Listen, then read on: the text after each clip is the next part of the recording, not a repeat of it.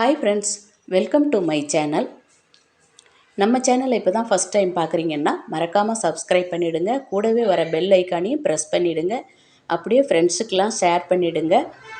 நம்ம சேனலில் யூஸ்ஃபுல்லான வீடியோலாம் நிறைய இருக்குது. குயிக்காக சிம்பிளாக செய்யக்கூடிய வீடியோஸ்லாம் இருக்குது. செக் பண்ணி பாருங்கள்.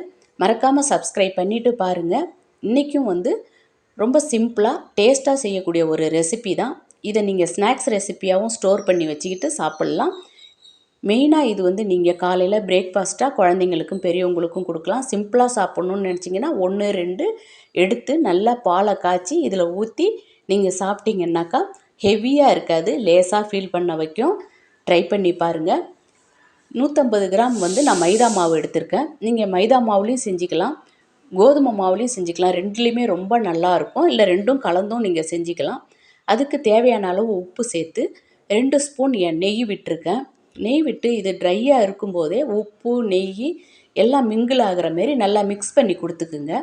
நல்லா மிக்ஸ் பண்ணினதுக்கப்புறம் நீங்கள் கொஞ்சம் கொஞ்சமாக தண்ணி சேர்த்து ஒரு சப்பாத்தி மாவு அளவுக்கு ஒரு டோவாக சாஃப்ட் டோவாக பிசைஞ்சு எடுத்துக்குங்க. எடுத்துட்டு இதை நம்ம வழக்கம் போல் ஈவனாக ஒரே அளவில் இதை நீங்கள் உருட்டி எடுத்துக்கணும். அதுதான் ரொம்ப மெயின். எல்லாம் ஒரே சைஸில் இருக்கணும். அந்த மாதிரி உருட்டி எடுத்து ரொம்ப மெலிசாக திரட்டி எடுத்துக்குங்க. எந்த அளவுக்கு மெலிசாக திரட்டுறீங்களோ அந்த அளவுக்கு இது டேஸ்ட் உங்களுக்கு ரொம்ப நல்லாயிருக்கும். மெலிசாக திரட்டி எடுத்து எல்லாம் ஒரே மாதிரி ஒரே ஷேப்பில் ஒரே மாதிரி திரட்டி எடுத்துக்குங்க. உங்களுக்கு திரட்டுறதுக்கு ரொம்ப நல்லா வரும். நெய் சேர்த்துருக்கிறதுனால ரொம்ப ஃப்ளேவராகவும் ரொம்ப நல்லாவும் இருக்கும். இந்த மாதிரி எல்லாத்தையும் ஒரே மாதிரி திரட்டி எடுத்துட்டு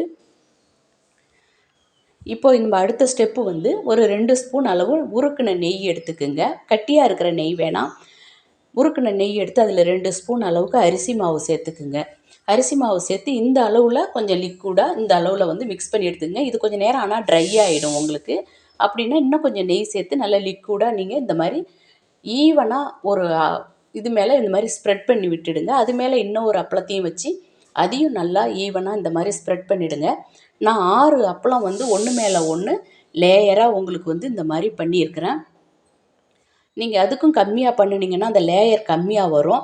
மேக்ஸிமம் 6 5 இருக்கிற மாதிரி பார்த்துக்குங்க. லேயர்ஸ் உங்களுக்கு நல்லாயிருக்கும். இப்போ ஒன்று மேலே ஒன்று அடிக்கிட்டு மேலே தடவாமல் நல்லா ஈவனாக சப்பாத்தி கட்டையை வச்சு ஜென்டிலாக அப்படியே தேய்ச்சி விட்டுடுங்க. ஈவனாக ஸ்ப்ரெட் ஆகிற மாரி இந்த மாதிரி ஸ்மூத்தாக அப்படி உருட்டினீங்கன்னா நல்லா உருட்டுறதுக்கு வரும்.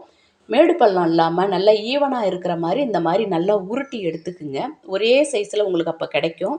சின்ன சின்ன டிப்ஸு தான் இது. இந்த மாதிரி உருட்டி எடுத்துட்டதுக்கு பிறகு ஒரு கட்டர் வச்சு இந்த மாதிரி ஒரே அளவில் இந்த மாதிரி கட் பண்ணி எடுத்துக்குங்க. உங்களுக்கு எண்ணெயில் போட்டு எல்லாம் வேக வைக்கும்போது ஒரே மாதிரி எல்லாம் வெந்திருக்கும். அதனால் இந்த மாதிரி வேக வச்சு எடுத்திங்கன்னா பாருங்கள், உள்ளார லேயர்லாம் அப்படியே தெரியணும்.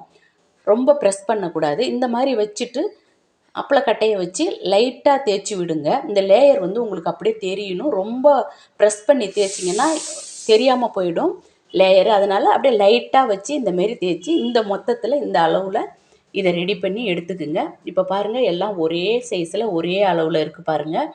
இந்த மாதிரி தான் இதை ரெடி பண்ணி எடுத்துக்கணும். லேயர்லாம் வெளியில் தெரியுது பாருங்கள்.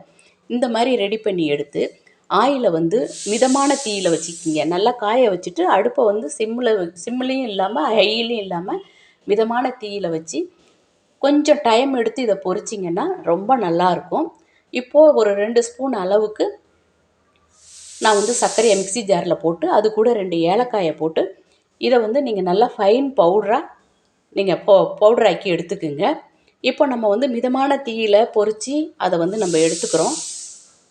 எடுத்திங்கன்னா இந்த மாதிரி சூப்பராக உங்களுக்கு வரும். இது பார்த்திங்கன்னா வெறும் இதுவே ஃப்ளேவரே அவ்வளோ நல்லாயிருக்கும். நல்ல மிதமான தீயில் இந்தமாரி பொறுமையாக வேக வச்சு 2 பக்கமும் பிரட்டி விட்டிங்கன்னா இந்த மாதிரி கலரில் உங்களுக்கு கிடைக்கும். இது பார்த்திங்கன்னா ஊட்டி வரிக்கி மாதிரியே அந்த டேஸ்ட்லேயே இருக்கும் உங்களுக்கு. நம்ம நெய் சேர்த்துருக்கிறதுனால ரொம்ப ஃப்ளேவராக இருக்கும். இந்த உடனே நீங்கள் சாப்பிட்றீங்கன்னா இந்த சூட்லேயே இந்த பவுடர் சுகரை மேலே இந்த மாதிரி ஸ்ப்ரெட் பண்ணி நீங்கள் அப்படியேவும் சாப்பிட்லாம். இல்லைன்னா நீங்கள் வெறுமனே ஏர் கண்டெய்னரில் போட்டு ஸ்டோர் பண்ணிக்கிட்டிங்கன்னாக்கா காலை டிஃபனுக்கு 2 எடுத்து வச்சு நீங்கள் பாலை காய்ச்சி ஊற்றி நாட்டு சர்க்கரை சேர்த்து கூட நீங்கள் சாப்பிட்லாம். பிரேக்ஃபாஸ்ட்டுக்கு ரொம்ப நல்லது. இது 1 மாதம் ஆனாலும் கெட்டு போகாது. மிஸ் பண்ணாமல் ட்ரை பண்ணி பார்த்துட்டு எப்படி வந்ததுன்னு சொல்லுங்கள்.